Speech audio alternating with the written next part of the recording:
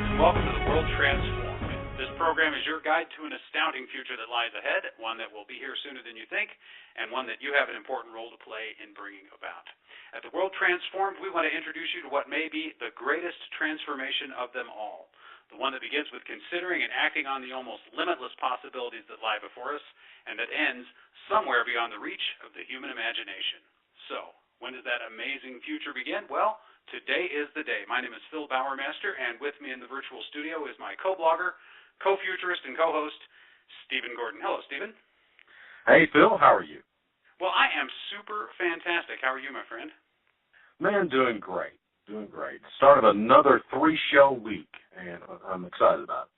I am, too, because we've got 3 great shows lined up for this week, and, we made one happen. I think we're going to keep making 3-show weeks happen. I think we're back into that groove now. I don't want to jinx it, but I'm feeling good about it.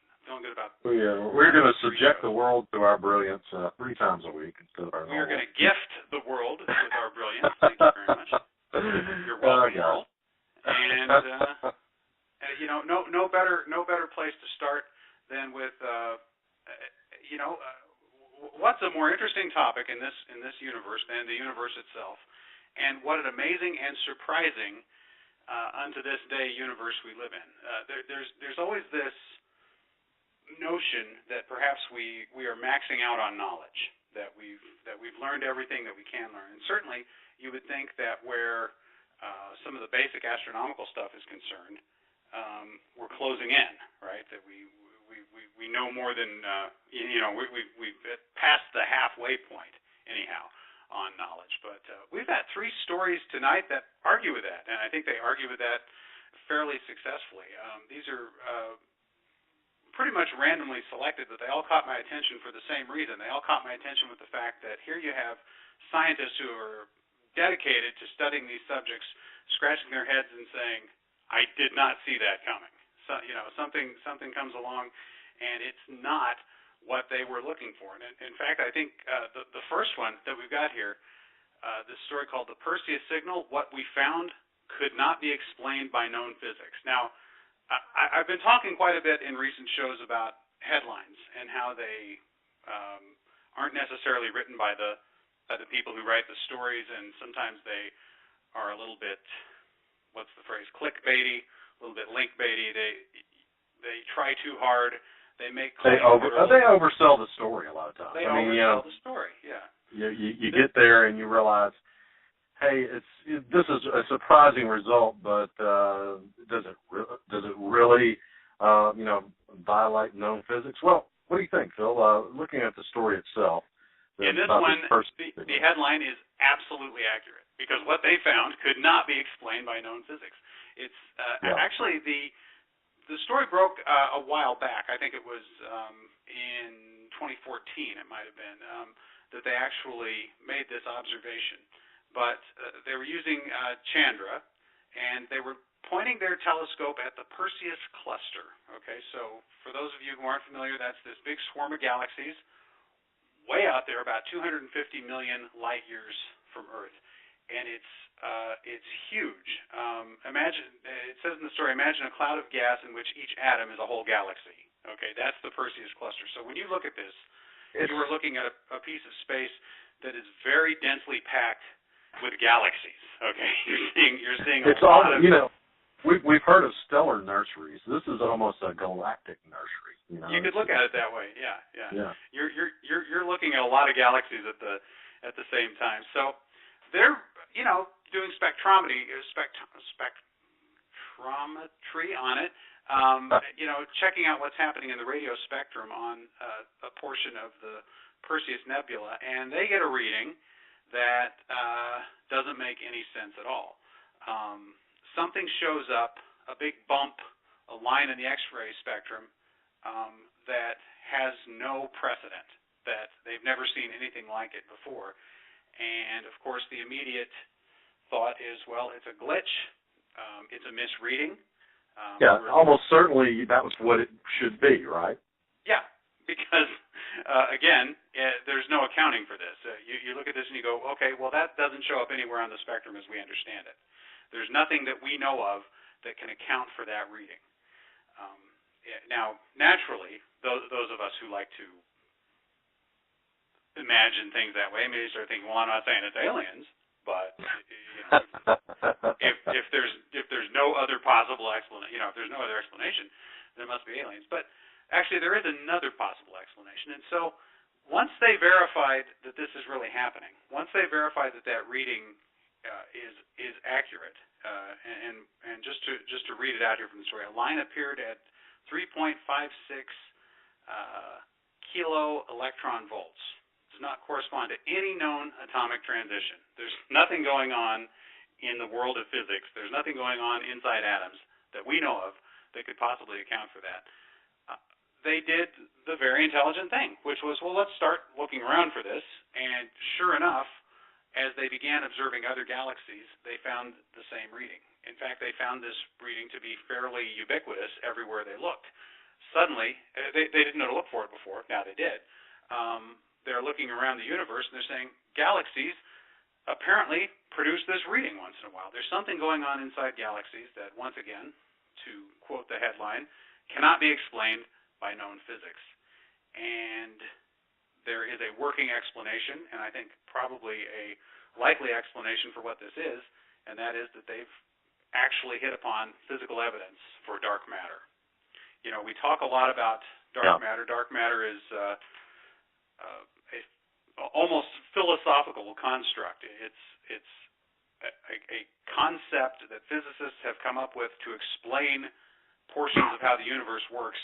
It's kind of to fill in the gaps, right? That's why we have the idea of dark matter. Certain models make more sense if there's some matter there that we can't see. And basically, our readings of the universe tell us that there's a lot more mass in the universe than we can observe. So we've come up with this idea of dark matter, but it's observed only through its absence. It's observed only through its, well, we know there should be something there, but we're not seeing anything. And now here, for the first time, we're looking at a reading spike. We're looking at something going on in the spectrum that maps to no known atomic transitions, and we're saying this could be it. And this is not just idle speculation that it might be dark matter. This is I'm having trouble with my words as well, Phil. Theoreticians,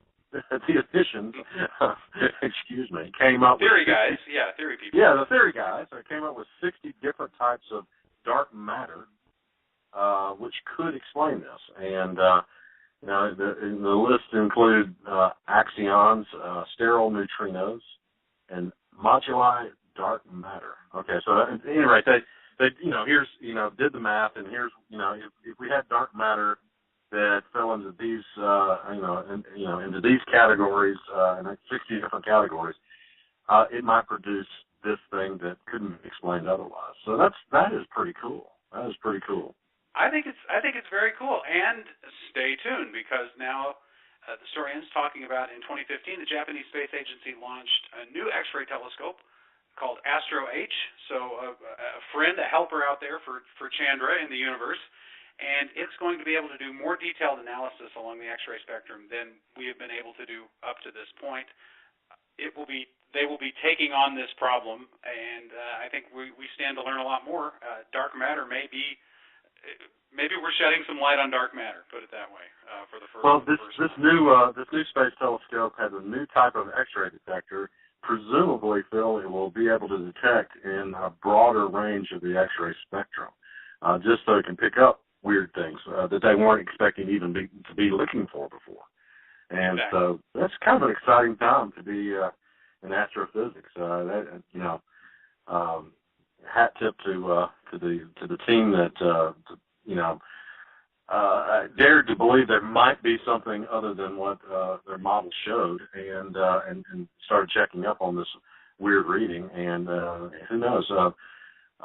It's always the weird stuff that turns out to be something potentially important. It's if it just corresponds to what we already know,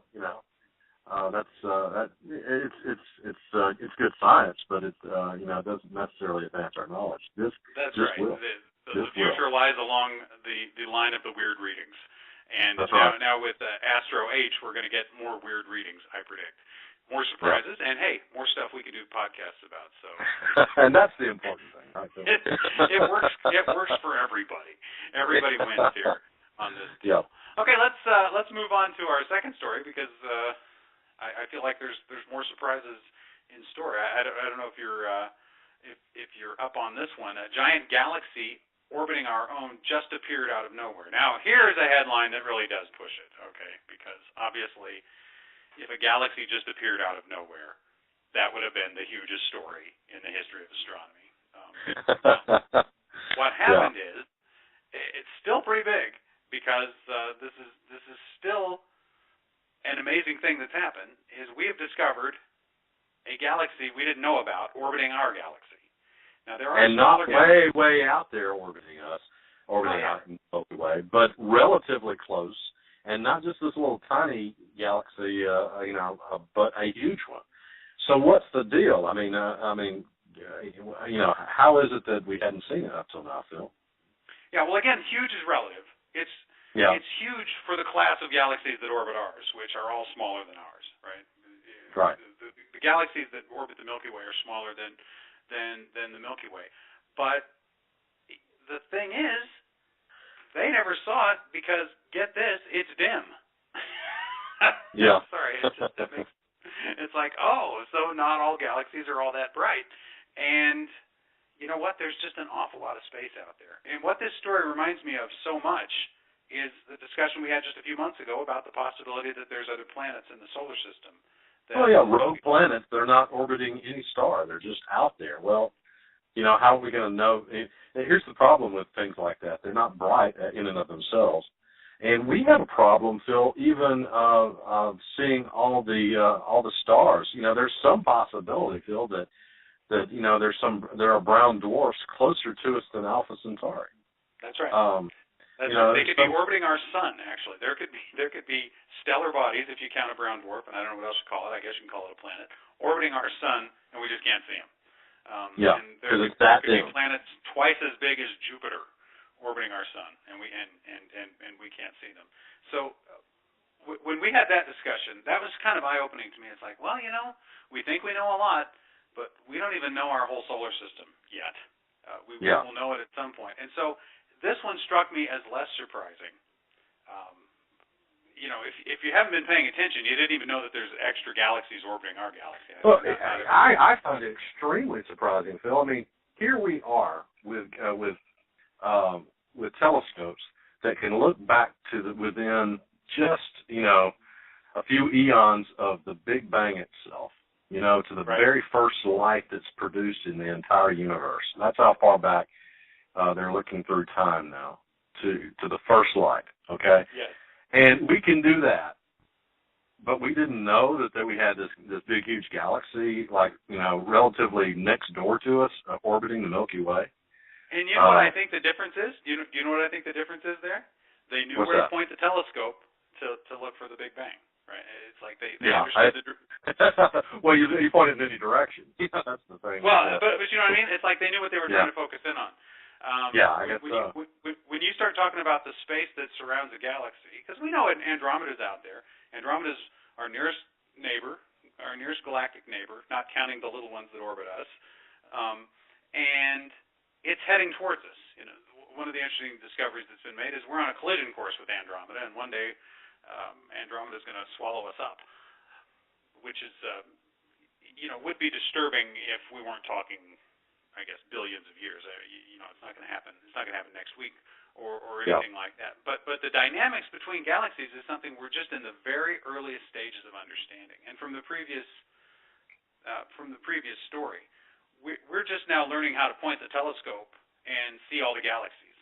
And it seems that anywhere you point a telescope, you see some galaxies, which is kind of cool. The universe is chock full of them. And surprise, surprise, they're not all a gazillion miles away.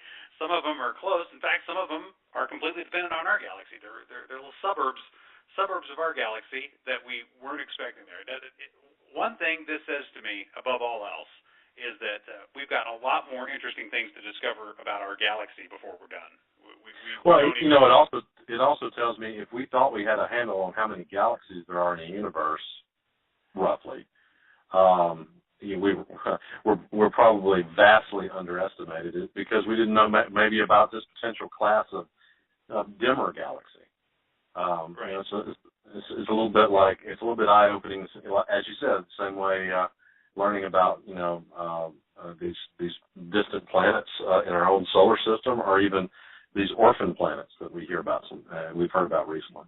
You know, we just don't, you know, we don't know what we don't know yet, but hopefully we'll get a little more of a handle on it. And that's interesting to me, that there's so much left that's even relatively close by that we didn't know about. So that's a well, fascinating. and I'll tell you something else that's very telling about this. This is, you know, again, the word huge gets used in the headline, and I want to be real careful about that, because there are huge galaxies out there in the universe. I mean, Andromeda is bigger than us, but there's galaxies way bigger than Andromeda. This is, compared to the Milky Way, is a small galaxy, but it's the fourth biggest of all the little galaxies that orbit us. Okay, so Yeah. you know, you start to get in your mind this pretty complex system. You start to picture our galaxy as kind of like the solar system. There's the center of it, which is the sun, or the Milky Way in this case, and then the planets orbit the sun, and these little sub-galaxies orbit the Milky Way. Well, this is the fourth biggest one, but it's also one of the dimmest galaxies that's ever been discovered. And to me, that says a couple of things, potentially. It says, for one thing, we've got more galaxies orbiting ours to discover, I would almost betcha. And it says that we've just got a lot more to see out in the universe, because we didn't know they could get that dim. I mean, if we can't, you know, if we don't detect one that's this close because it's dim, think about, as you were saying, how many more must be out there, right? Yeah. Gosh, we were talking about dark matter. I mean, you know, in the previous story, I think maybe dark matter is just a bunch of dim galaxies. Maybe that accounts for an awful lot of the. Perhaps it could. Perhaps it could. Part of it, anyway. The missing mass in the universe. But it's great fun. Anytime you find a new planet, you find a new galaxy, it's just like the universe is a little less lonely. We know it's vast, and we know that the spaces in between bodies are unimaginable, incalculable. But it's just, you know, it's nice every time the family grows a little bit. Every time we find a new planet, every time we find a new galaxy that we're connected to. I don't know. I get a warm, fuzzy feeling, don't you? Yeah, absolutely. And you know, we'll keep finding the bright ones easily. I hope they keep looking, and we'll see what else can be discovered in the way. You know, and looking back to our first story, we're now going to start looking, obviously, in the X-ray spectrum for these new signals, you know, that they were looking at before.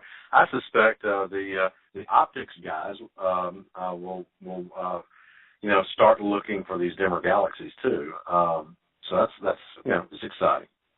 Absolutely. It's a great story, and a big surprise. Okay, we've got one more surprise left, and I guess in a way this is not as big as the other two, but its impact is just so much more profound. Oh, you know what? I didn't want to skip. One thing we're very fortunate about is that our galaxy turns out not to be one of these. I've provided a link here. One of these Death Star galaxies. This story actually goes back to the year 2007, but that was a surprise at the time. And I recommend everyone just Google the phrase Death Star black hole. The Death Star black hole is this black hole that's shooting this beam of radiation at a neighboring galaxy. The galaxy is close to it. It's only about 20,000 light years away, and you've got to look at the pictures to really get a feel for this. But it's very evocative, actually, of the whole Star Wars picture. You know, you've got this black hole.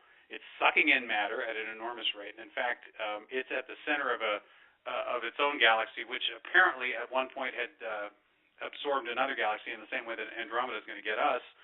So it's got a lot of matter and energy, a lot of stuff it's sucking in, and it's shooting it all out in the form of this plasma beam, and it's bombarding this poor innocent other galaxy probably devastating results. Probably not something to laugh about. Devastating results if there is or was at one time anything living there. Luckily, our newly discovered nearby galaxy isn't nearly as dangerous as that one, so we can take some comfort there, can't we? Absolutely.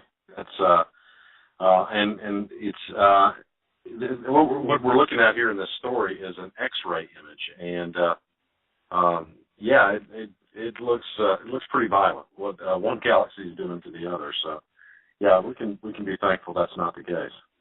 Pretty harsh that a natural phenomenon could so closely map what happens in Star Wars there.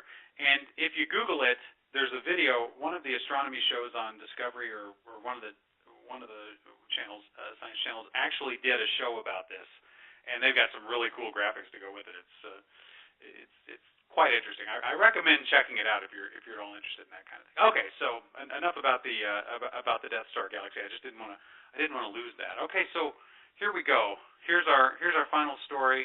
And as I was saying, I don't know, Stephen, is this the biggest one or not as significant? What do you think? Well, when you posted this on Facebook, of course, the title of the article is "The Universe Will End Much Sooner Than Previously Thought." And so, being the wise guy that I am, I had to respond, "Dang it, everything happens to me." Exactly. Yeah. Why does everything have to happen to Stephen? Darn it. Yeah. Anyway, don't lose hope or despair. This is instead of it being, trillions of years in the future when the universe will end, it'll be, slightly less than that. But it's fewer trillion, perhaps. Yeah, that's right. So it's we still have time, is what I'm trying to say, and don't despair. But it's interesting because in part because the universe, the reason this study showed the universe will end sooner than we thought is that the universe is expanding faster than we realized before. And when everything just completely separates out and it reaches sort of an even temperature throughout the universe, time effectively stops. I mean, there's nothing that, the clock has wound down, there's nothing left going on. And that's what they're basing this on, this new study that shows it will happen sooner than we realized it before. So yeah, I mean, they're saying 8% sooner. And again, we're talking about 8% out of unimaginable epochs of time. So it's hard to get your head around it. But one of the things that kind of ties this into the other two topics here this evening is, what's causing the faster than expected expansion? Well, one of the theories is dark matter. So once again, we come back to whether it's exotic matter producing these strange X-rays, or whether it's dim galaxies that we just haven't seen yet. There's a lot of stuff in the universe undiscovered, and it's definitely having an impact on what happens in the universe. There's not a lot of point in worrying over much about the end of the universe, but it makes me wonder if they can be 8% off, could they be 80% off in terms of when the universe, you know what I'm saying? Is it possible that they could be misreading it that badly? Even if they are, we're still talking about an unimaginable amount of time by the human scale. There's nothing for us to worry about, right? I think that something will get you before the end of the universe does, right?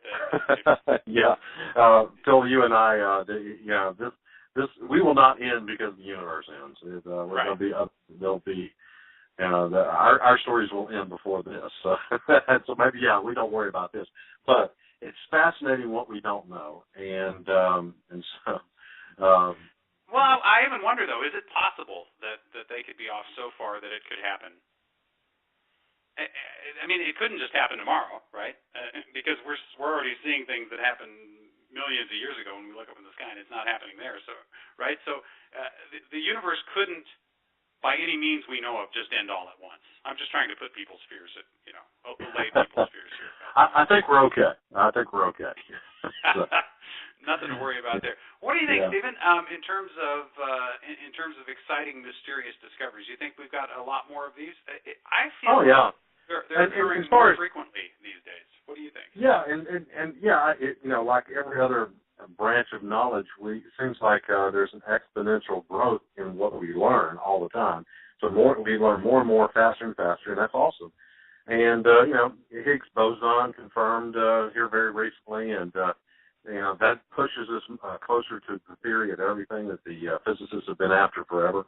Well, I'll say forever, the last 100 years. And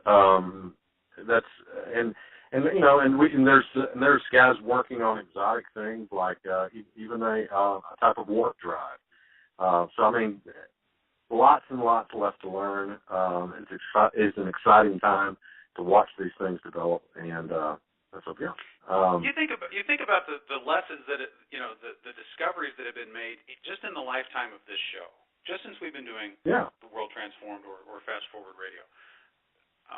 When we started doing this show, astronomers didn't know for sure. They suspected maybe, but nobody knew that most stars, in fact, as far as we can tell, all stars have planets. Right? Yeah. That was not a known thing. It's part of the star making. As far as the models are now. Yeah. Astronomers will tell you that the models seem to indicate that when a star forms, planets form, and it's just the way it is, and it can't be avoided. That's something that kind of nailed down in the lifetime of this and the predecessor show. So and that's pretty huge. That's a huge discovery about the universe to have made in memory. Probably as well. We've talked about the fact that it used to be a big deal when they found planets, and now nobody can get excited about. It's only the really weird ones that even get any attention. Any headlines, yeah. Or when they do a flyby of Pluto and we can see things we haven't seen before, and it's it's interesting that way. But otherwise, it's like, another planet, another planet, another planet. It's happening so fast that we can't even be surprised by it anymore. And that might be the only thing that makes the universe stop surprising us is just that we reach a saturation point of so many unexpected things happening. We're just like, whatever. Okay, here's another one. We're ready for it, whatever it might be. But I tend to agree with you. I think that it does seem to be speeding up, and I think we're gonna witness a lot more of these in the years to come. A lot more unexpected results, a lot more readings that can't be accounted for, and probably just dark matter showing up in a lot of additional instances, no doubt. Yeah. Now that we kind of have an idea of what to look for, I completely agree. Yeah. So we've got that to look forward to, and you know what else we got to look forward to, Stephen, is 2 more big shows this week. Well, it's been fun talking about mysteries of the universe with you this week, and look forward to picking this up on Wednesday with an all-new show. Excellent. Can't wait. All right. Well, thank you all for being with us, and until next time, live to see it.